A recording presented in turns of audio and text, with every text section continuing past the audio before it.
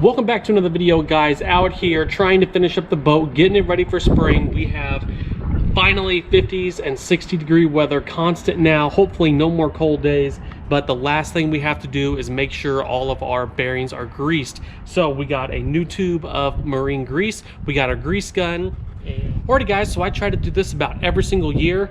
We do the boat, of course, the motor, but sometimes we forget about the bearings on the trailer themselves. Now this is something you could do by yourself at home. $20 grease gun, $7, $8 can of marine grease. Now we're using a Lucas Oil marine grease. Everything we get is from Academy. So we already have the dust cap off, and basically we are going to pump as much grease as we can into that hub until we see the new stuff come out. And now it is color coded, so we will know when that new stuff starts pumping through because we'll start seeing the blue. So let's get to it.